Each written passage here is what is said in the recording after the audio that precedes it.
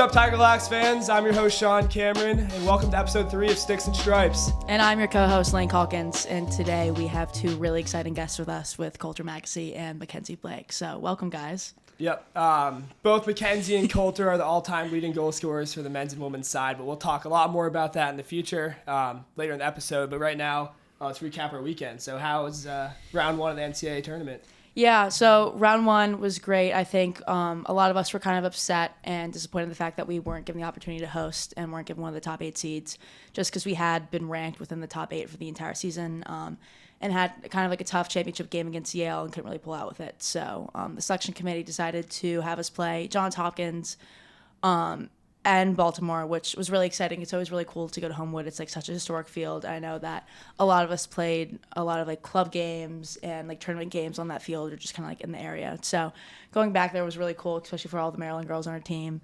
We had a really good game against UMass in the first round. They were a really good, gritty team, but we came out with it and then kind of had to turn around quickly in 24 hours and play a really good Johns Hopkins team. And I think we all were really fired up, and I think our coach always talks about having like an underdog mentality, even though we were ranked like first in the Ivy League for the entire season. But I think going in there with like underdog mentality, knowing that like we weren't hosting, we're on their home field, we're coming all the way from New Jersey, it kind of gave us like a little spark. And I think it was one of like the better games we've played so far, and just really like stringing everything together was super exciting.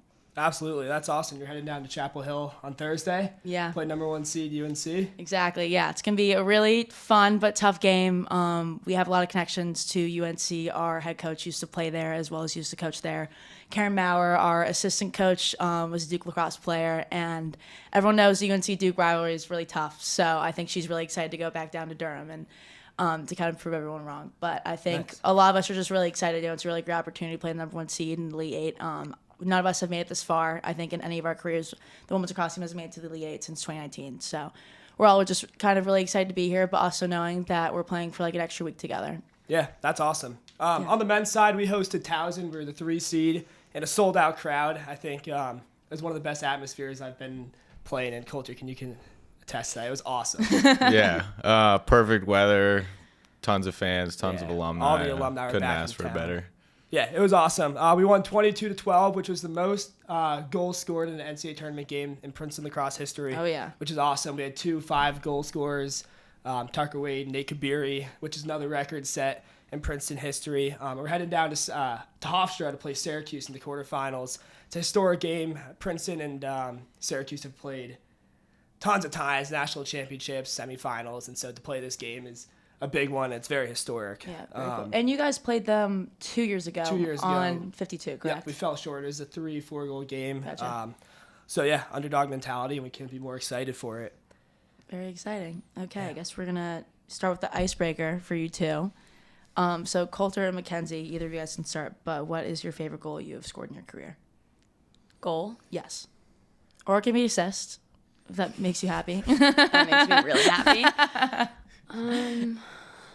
Crap. You got one? I can go first. I'll do an assist to Chris Brown. Freshman year, it was 20-20 in overtime against Penn. Probably one of the craziest games I've ever played or been a part of. It was like back and forth all game. Eric Peters made like a last-second save to force overtime, and then in overtime, Chris Brown had the ball, rolled back. This kid snapped his stick on his shoulder, and the ball came to me. I just passed it back to Brownie, and he capped off a 6-goal performance with the overtime win against Penn. So that was a good memory. Yeah, that was awesome. We could try to cue the clip of it after he scores. The whole crowd, it was sold out as well. The whole crowd just jumps out of their seats and goes crazy. I remember like the whole football team was in the front row, so that was awesome. But yeah, I remember that. Exactly. Yeah, I guess going off of that, mine was probably, Harvard overtime last year. I think that was a really fun game. It was a last or second to last regular season game. I think it was very high scoring. It was like 20-19 or something like that. Crazy. Kari passed it to me right in the middle, kind of just a one-on-one with the goalie, finish it in overtime. That was just a really exciting game. So I guess as good as you are, you tend to be wide open in the middle a lot. So love to be there. Love to have that. That's awesome. So These two have set so many records. They both have the leading goal scoring record on both men's and women's. But we have a quick question for you. I know the answer, so I'm not going to contribute to this. But of us four, how many career goals do we have combined? Talk it out. Try to solve it. How many do you have? 220-something. You have 228. 228 plus 164. Plus 164. I maybe have like... Bring out the calculator. I was gonna say 12. Sean, you gotta have like 40, 50, 30? Can't say. We're pushing like what? Between 60? what, like 400, 450, something in there? Am I like so off? No, you're pretty Spot much dead on. 451 combined Oh, goals. wow. Wow. Oh, most of them are on that side of the room. Yeah, but, can't say we're contributing much over here. Yeah, that's a pretty awesome stat. But more importantly, McKenzie, last weekend versus Brown, you set the all-time career goals record for Princeton, passing Kyla Sears. Walk us through the goal. What was it? What was going through your head? Like, were you thinking, like, this is it? I'm finally gonna pass it. Yeah. How did it go? I don't remember which one it was, to be honest with you. There's too many of them. One of her like No, 15. I don't know. I try not to keep track of any of them. I know my dad's usually someone who's like in my ear. He's like, you got a couple more, I try not to keep track because then I get too in my head and things don't go well. But it was just a really exciting game. I think it was a huge game for us. Ended up being really close. It's definitely really cool to kind of have that record, just having my name up there with some like the greatest Princeton lacrosse alums. It's definitely a really cool experience thing to have. But yeah, I don't remember the exact goal, but I do remember I was close to it in that game. So Yeah, it was nice to do it at home, especially. that's awesome. And then you followed it up this past weekend, adding 10 more goals to the record. You now have 86 on the season, which is another record. And then 228 in the career, which is awesome. Has Kyla reached out to you? Have you guys talked about it? Yeah, she reached out to me a little bit before I broke the record. She kind of just said, like, good luck, do it at home, like, enjoy it, have so much fun. But I've talked to her, a good amount throughout my 4 years. Definitely reached out to her. She reached out to me, which has been awesome just to have that support from the alums as well, which has been really cool. Mm-hmm. Absolutely. And Coulter, you broke yours this weekend with a sold-out crowd, which is very exciting. I know you've been like inching towards that all season. I think we've all been kind of like sitting and waiting. Like the Instagram would post like the 91 updates. Don't get me started. So kind of what was it like? Like, did you know that goal was going to be the goal to pass? I mean, you tied it at Cornell, so I guess you knew. But Yeah, it was definitely in the back of my mind. I think after every game, like, moms will come up to you and say how many you are away. So it's hard not to think about. But, yeah, it was just good to check the box, especially off a pass from Nate at home, NCAA tournament game, last game on 52. Like, couldn't have drawn it up any better. So glad to get it out of the way. When Nate passed it to you, this is Coulter. This is like his best spot. He shoots from time and room, like pretty much uncontested, nails it every day in practice. Was it like in your head, like, I'm about to break it right now as soon as he passes it? I don't know. Did you jump the gun? No, I just, I don't know. We were in Dallas, so Yeah. rolled over. There, I don't know. I had a lot of time and room, which was Yeah. nice. normally doesn't happen. Yeah, which is rare these days. But no, it was perfect. Couldn't have drawn it up any better. No, that's Gotcha. awesome. And I think it's very special that you two just happen to be here together and both happen to be like in the same grade and kind of had like similar experiences going through here. I think Coulter, your experience is kind of bookend by two like very strong tournament runs. You guys have really good seeding this year and are going up against Syracuse, but kind of like on a similar side, you kind of joined like a legendary Princeton team your freshman year and still happened like to show up, had a really great freshman season, kind of had like two tougher seasons in the middle, and then we're going to the Elite Eight. So I guess for you two, kind of like what has it been like kind of like growing as players kind of like in tandem, and what's it been like just kind of being on like the men's versus women's side of like another generational player that the Princeton lacrosse program is seeing? Yeah, I think you kind of touched on it, like the senior classes that we were able to come into Princeton with, her with like Kyla and all her teammates, and then obviously we talk a lot about guys like Chris Brown, George Bond, and Eric Peters, all that whole senior class and how well they treated us. So I guess I could speak on my class. Like, we're just trying to repay how they treated us and how much effort and time they put into this program. So I think I'm sure McKenzie feels the same way, that we're just trying to leave this place better than we found it, and also carry this place to new heights. And it's been great to watch McKenzie, another lefty attackman, break records. So, no, it's been awesome to follow you guys, and time to take down the Giants. Yeah. UNC. Yeah, I agree. I think it's been really similar. I think my freshman year was definitely, like he said, like some legends on the team, like Kyla in the defensive end as well, goalies.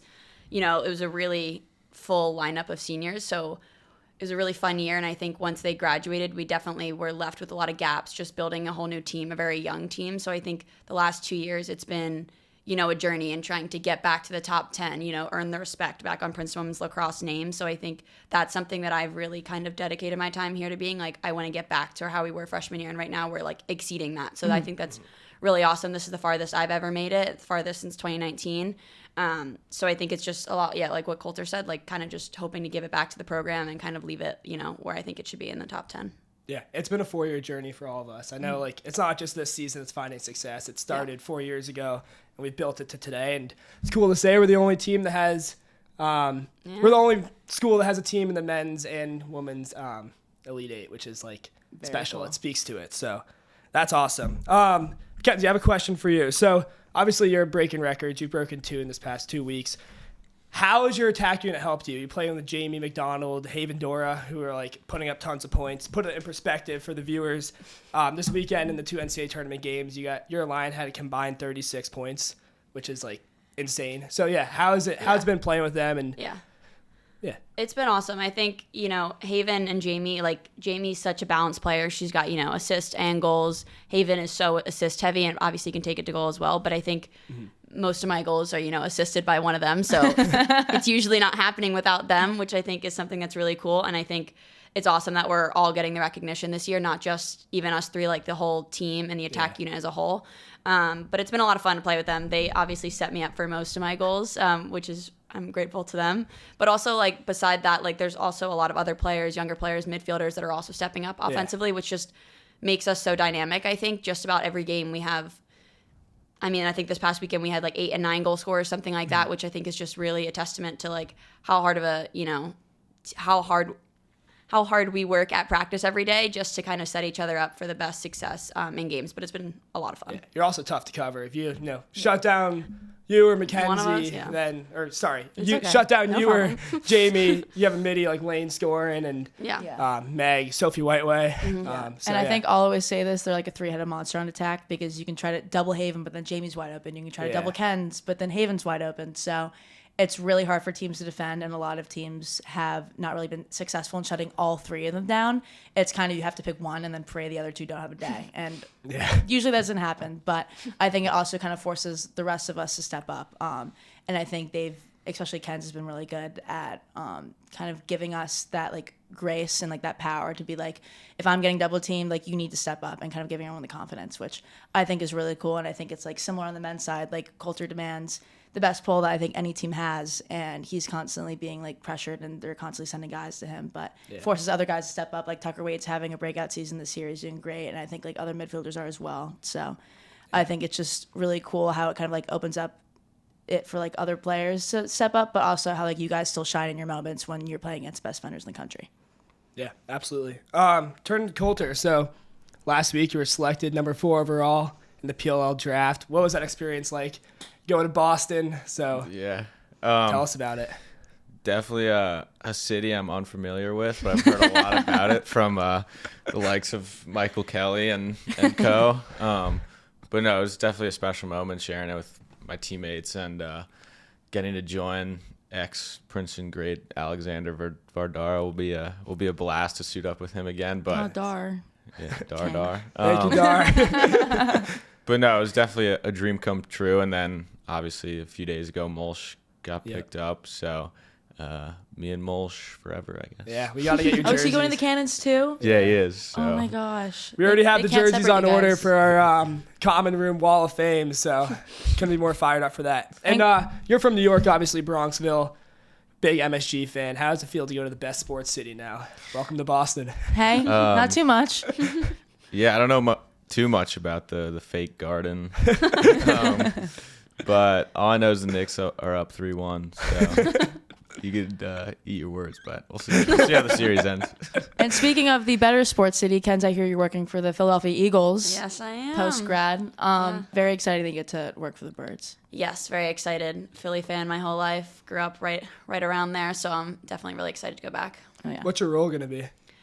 Seasonal associate in like the premium sales department. So a year-long position, see where it takes me. Kind of just get my foot in the door in the sports world is my goal. So That's awesome. Two Princeton Lac stars going into sports after college. So. You got to do it. Yeah. Speaking of sports after college, hopefully this business stays intact. But this episode is partially sponsored by Tiger Strings, Coulter Mackesy's new stringing company. Do you want to talk about it a little bit? Yeah. I guess word on the street, it's an up-and-coming multinational corporation. No, but I guess shout out Mike G and Stan. They kind of started the idea of we all love to string sticks and string our teammates' sticks, and they kind of started posting on Instagram, and Camo is a part of it, bunch of other young guys now. And then kind of said, why not start a business? Like, people are reaching out, trying to get their sticks strung by us. So reached out to a good friend, Ben Churchill, who's quite the software engineer, and he kind of made this whole website for us. And yeah, it's been good so far. Check it out, tigerstrings.com. Order your sticks. Yeah, it's been awesome. It started as like, not necessarily as a joke, but we'd all string each other's sticks. So like Coulter would string one for Braden Saris and post on the Instagram. And then we have like a youth player around the country saying like, can I have this replica? And so like what started as like just like a fun posting our sticks on Instagram is like a full-fledged business. And Ben Churchill also played here. We played a year with him, which is awesome. And so he's helping out the business. So yeah, it's been really fun to do, and there's sticks every day. How many sticks do you string a day now? Hopefully more, honestly. The more I string, the better it helps the program. So. Yeah. Who are like the down the top road. 3 sticks that you want to get on Tiger Strings? Well, I know you already have like Sowers. yeah, and shout out Schreiber. to Sowers and Schreiber. They jumped on it to be a part of everything, but we'll see who's next. Honestly, any Tiger.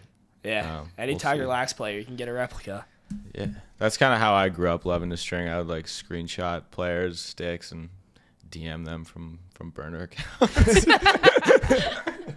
When I was like 12 years old, like all my favorite players. Rob Pinnell was just scrolling through his DMs and sees like C Yeah, it was like 91 Lax all the guy way. 5 with no followers, and then I just string their sticks. So, McKenzie, who strings your sticks?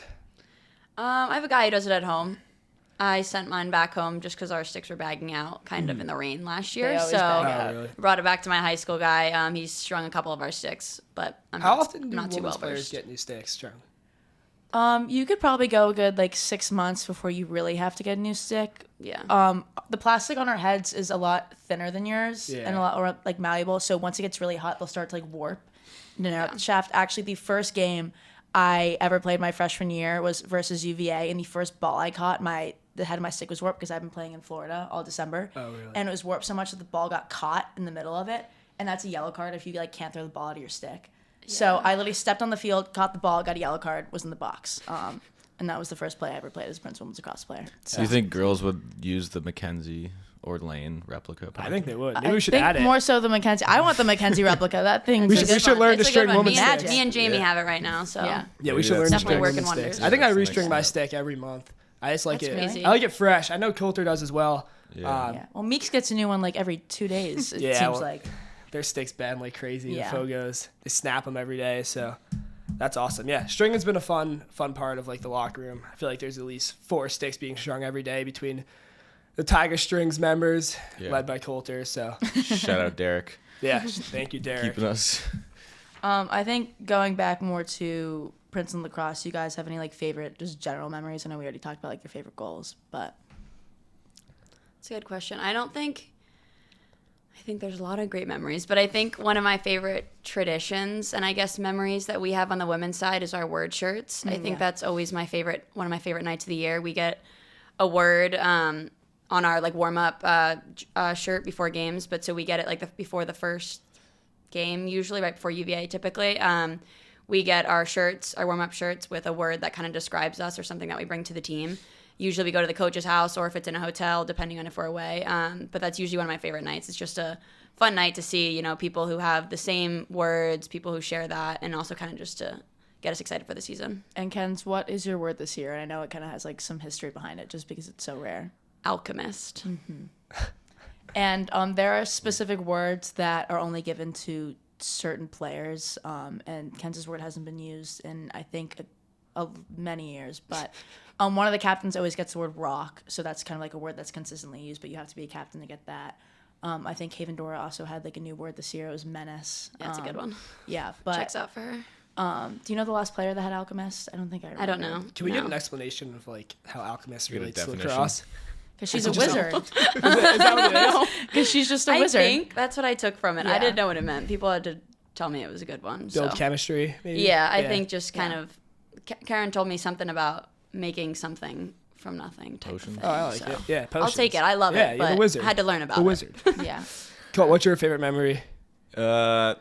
Obviously so many, but I guess Maggiano's dinners Yeah. are pretty good. We're going Yeah. to Maggiano's this week. I think we Yeah. are too, but obviously dinners on away trips. Usually it's at Maggiano's, legendary Italian restaurant. Yeah. But I think the beauty of it, like you never know how your dinner can go. Like if you walk in with some of the freshmen, like it might go a lot different than walking in with a different group. But Yeah. I think that's the special part of it. Like you could be telling jokes, or if you're sitting down with Dave, you could play some random games. Yeah. Oh, yeah. Dave Yeah, loves bring up the those. random games. One of my favorite traditions, which started this year, is the first Maggiano's dinner. A freshman defenseman will give a toast to the team and just get the season going. So Kevin Morrow kicked us off this year, and Kev. yeah, I'm excited to see where that goes in the future. But yeah, it was always Maggiano's are probably the most fun nights. I know we always play like the brain teaser games, like Black Magic or the umbrella game. I don't know if you ever played them. The umbrella game. That's It's what like you Haven can bring tried to teach me it. you can bring something to the party and like Yeah. you ask like, oh, can I bring the Oh, I helmet? hate No. that I game. hate it as well. Can I bring Coulter? And it has you can so like we'll play those games and they're just fun. See, on our bus, we Fun play ways a to lot of connect. contact, I and love contact. you either love it or you hate it because it's always played in the back, like third of the bus, and everyone's always screaming over each other. Karen Maurer, our assistant coach, always comes back and like finds some random seat, and everyone is just screaming and yelling at each other. Ken's voice is like a shriek heard above everyone else anytime she can think of a word. And I personally am like somewhere between. I'm either in the mood to play or not, but I just know some people that would Hate prefer it. to ban the game. Yeah. Yeah, that's awesome. All right, wrap it up. Heading into this weekend, McKenzie, what's the goal and what's the focus? This to beat UNC and come Yeah. out victorious. Yeah, I think they're a really good team. Obviously, they're the number one seed. They're really dynamic on offense. Their defense is really good, high pressure, and the draw, they're also very scrappy there. So I think in order to, come out on top this weekend, we just need to play a full 60 minutes, like really play for each other. Mm-hmm. Everyone kind of trusting each other. It's definitely been a common theme throughout the year, just working for each other throughout the whole game. So I think if we can put together a complete game, it's definitely going to be a fun weekend and a fun game, but definitely going to need to be locked in both mentally and physically the whole time. Yeah, Colt for Syracuse. Yeah, retweet. Just we played at Hempstead our freshman year. Is like one of my favorite games ever. Same Taking down Yale in the quarterfinals. So I think this will be a similar sold out crowd. Long Island, hotbed of lacrosse. Yeah. So just soak it all in and play our best 60 minutes of lacrosse, and I think we'll come out on top if we do that. Yeah. I agree with that. And one thing I'd like to shout out is whenever we play in Long Island, all the alumni in New York City will pack the stands, and so it adds another dimension to the game to play for. So Yeah. we couldn't be more excited. And I think it's really cool because win or lose, a lot of us will still be able to make it to your game. So hopefully we'll be able to show up for you guys. Nice. Yeah. Take the Long Island Railroad down to Hofstra. Yeah, do it. awesome. Yeah. So what would you guys say that your night before the game routines typically are? How do you guys really lock in to score all the goals that you guys will score the next day? Well, after a delicious Maggiano's meal, we'll go back to the hotel and usually have our OD meetings, and then following that, I'll have a tart cherry juice, Always the Yeah. cherry. and then return to my My bedroom with Braden Saris, where we. Is Saris always your roommate? Yeah, every Okay. trip it's me and Saris. We usually just like we don't exchange many words. We usually just like watch. You're not YouTube, a talkative bunch. next to each other, but after that, sometimes I'll watch a show or watch some lacrosse highlights or watch some film. Watch your own lacrosse highlights?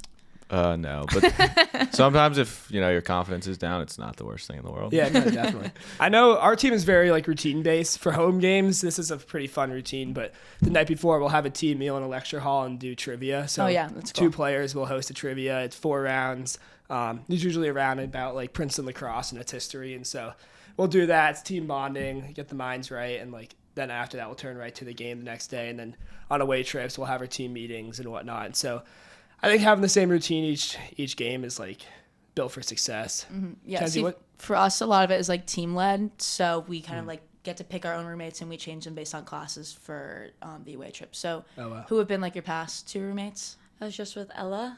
Shout out Elsky. That was good. I've never roomed with her, so I begged Tia to put me with her because I knew it was going to be one of our last couple away trips. So that was very fun. We played a lot of card games. But I'm not as routine based, I guess. I kind of we usually have our, Team Scout, Tart Jerry Juice for sure, probably 2, Papa Melatonin usually. That's usually it. Red Bull's the only superstition I really have, and that's game day. So And half the time you don't even buy it yourself. Someone has to no, run out to Wawa I to grab always it for forget you. to get it, and then I'm really lazy, so I'm just hoping that someone goes and gets it for me, which people have been very kind to do so this year. Thank you guys for joining us today. Again, I'm Lane Calkins. Sean Cameron. Coulter Mackesy. McKenzie Blake. You already know their names. But this is the 3rd episode of Sticks and Stripes, and we hope to see you all very soon, hopefully either in North Carolina or in Hofstra, to watch the 2 very exciting games you have coming up this week. Great. Thank you. Go Tigers.